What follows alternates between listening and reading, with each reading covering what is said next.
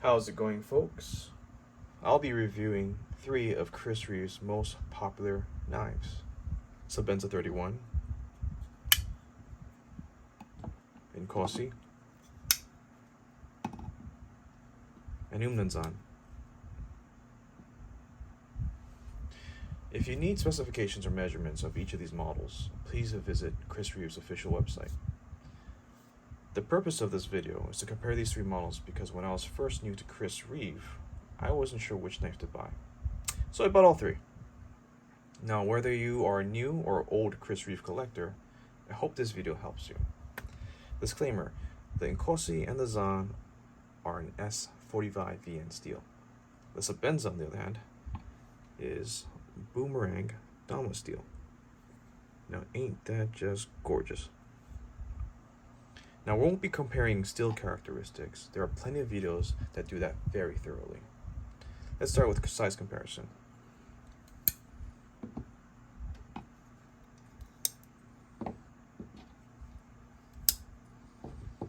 In the closed position, all 3 models are roughly the same length from top to bottom, with a slightly longer or shorter variance, just dependent on the model. But the difference is relatively negligible. There is a difference though. When you compare the Inkosi and the Zaan, they're about the same thickness in blade thickness and handle. However, when comparing the Sebenza to the Inkosi, the Sebenza is slightly thinner because the blade thickness is thinner in the Sebenza. Here it is against the Here's the Sebenza against the Umnumzaan.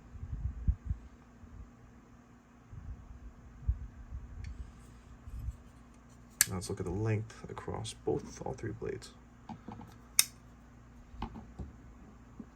Again, roughly the same length. Not exact, but roughly.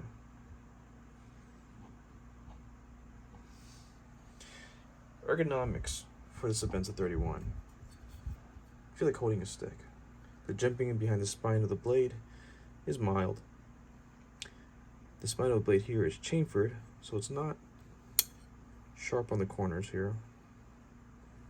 Here, let's get this to focus.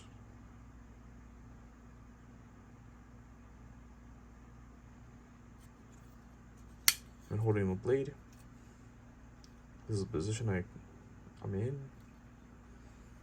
There's a nice open notch here to access your frame lock.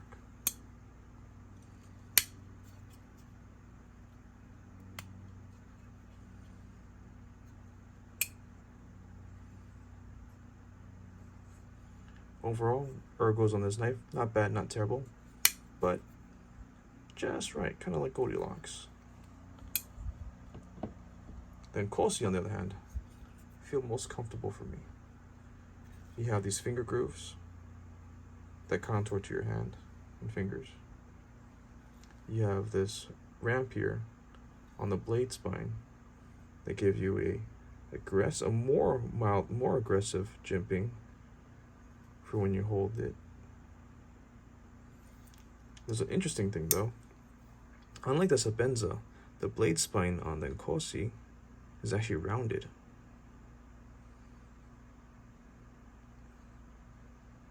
It gives it a really nice clean look. The only downside about that is if I wanted to assume a higher position to say like shave something, work on a finer workings of the belly here, my thumb can kind of slip on that spine a bit.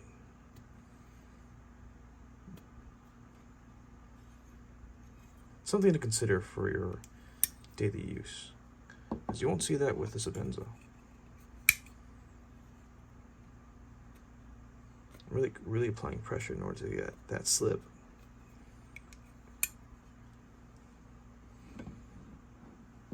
The Umnumzaan, on the other hand, for ergonomics, feels like the Sebenza, similar. not exact. It holds like a stick as well. You have mild jimping compared to the Inkosi's more aggressive. And the thing is that the Umnumzaan's ergos kind of bother me because of the frame lock juts out a little bit here so that you can access it, but it kind of digs into my hand as I'm holding it. Not only that, the pocket clip position kind of digs into my palm as well.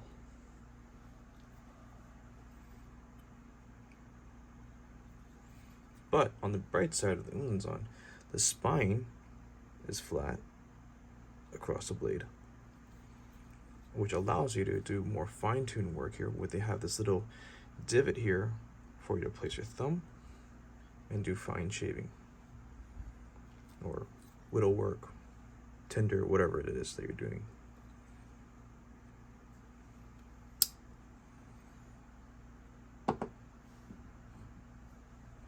Let's go over the blade shapes now. All three knives have exceptional blade shapes. They're all sharp, but the blade shape ultimately is up to you and what you like. There's a drop points for both Inkosi and Sebenza, and Tanto and Insingo. Insingo would be the sheep's foot. We'll get into this one a little later.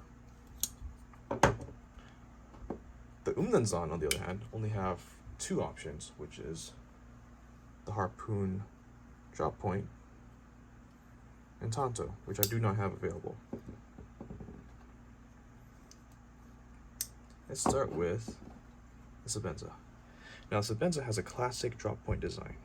It's a great all-purpose EDC shape. However, I do despise this weird double slope they got on this blade. So there's an individual slope right here and another slope here. I feel like they could have just went with this straight slope here, kept going straight, and have the belly meet further up, so you have more belly to use when using this knife. I'm sure when they designed the Sebenza 31, they had their purpose behind it. Now, let's go into the grind. The grind is actually a slightly shallow hollow grind that reaches deep to the front of the blade, where it's nice and sharp. Now I gotta get to the focus.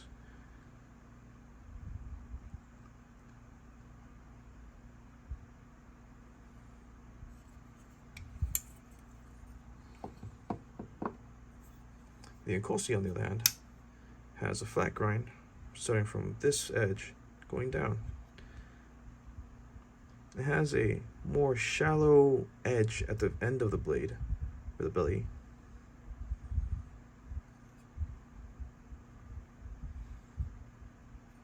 But it feels more robust because it's thicker in the meat of the blade over here. Because the hollow grinds tend to feel more kind of tapered in, you know what I mean? Now this knife is my daily driver. It's it's honestly one of my favorite knives from Chris Reeves. Not only that, I think the drop point blade shape of the Inkosi is probably the best looking one, because you have this big belly, nice straight spine right here. Kind of makes it like a mini sword.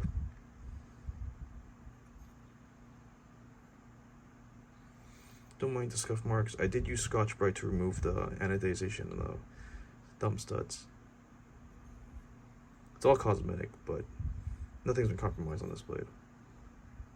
I open Amazon boxes and letters mainly, and an occasional steak here and there. I'm not a hardcore knife user, just a guy who likes knives and wants to share the word and review of my passion. Now, the Umnumzaan has probably the most unique knife blade shape, and the probably most badass looking one too. What's incredible about this blade is I feel like of the three models, this knife is the sharpest. You have a very wide edge, wide and sharp edge at the end of the blade. You have a deeper hollow grind compared to the Sebenza, and you have this harpoon part which is beveled and could probably be sharpened. If you're not careful, you can actually nick yourself at the very tip when closing the blade. because it kind of reaches out. Get it? I had a Tonto Umnumzaan, and I don't have no idea how, but I was able to nick my pinky inside the tip here. Oh, I forgot to mention, there's a glass breaker here. But I've seen people on Instagram, and not Instagram, in the Facebook groups use their the tips of their titanium Inkosis here to break glass. It's not a carbide tip, but it's pointed, and you could probably use it as a glass breaker, should you require that. I don't know, I've never tried it. Just pointing it out there. Again, let's look at the blade shape here.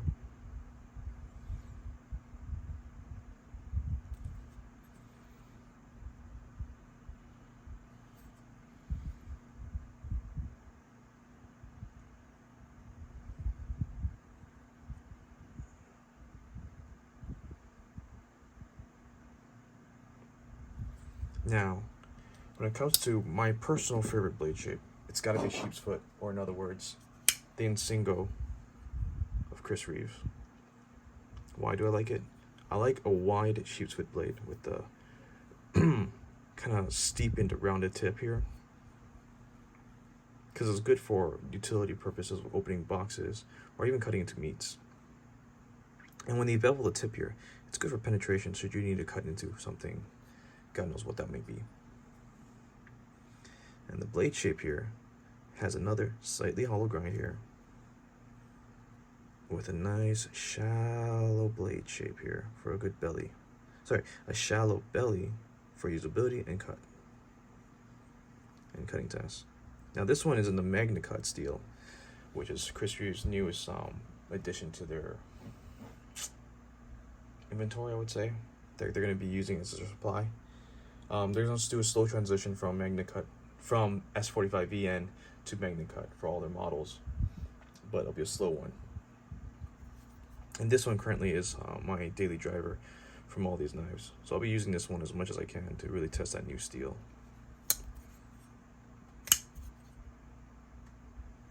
Check out the single.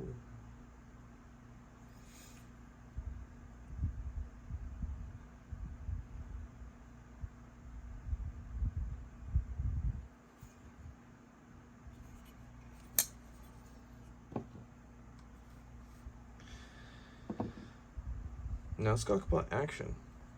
Sebenzas aren't really well known for fast moving actions. They're known for their hydraulic blades. Hydraulic is in slow moving, kind of a very deliberate opening of the knife. But if you polish out some washers or you break it in over a period of time, they can move as smooth as, say, like this Inkosi. Wait, hold on. I did have to flick my wrist a little bit, but you kind of know what I mean. The Sebenzas tend to be not as smooth as Inkosis. I've just noticed that in my experience in rocking them for so long. Even the Zaans tend to be smoother than the Sebenzas as well. I didn't have to flick my wrist, so just flick my thumb and boom, pops the blade out. But if you want to, you can actually take out the washers in each of these knives, polish them out, and of course, you could get them buttery smooth like a flipper with bearings. But personally, I like bronze frosted washers and knives. It's easy to maintain, less room for debris to enter in, so you could just easily wash it out, dry it up, and go on with your life. More time to use rather than worry about babying it. And yes, I know my knives have been babied. This one has been safe cleaned. This is brand new. This one I relatively carry, but this one I daily use. I hope this video helps you. Ultimately, it's up to you which knife, from my information that I provided, that you decide which model you want to use, or if you just want to see a comparison across all three models, not four. And if you have any questions, please feel free to comment. And I hope you guys have a great day. Take care.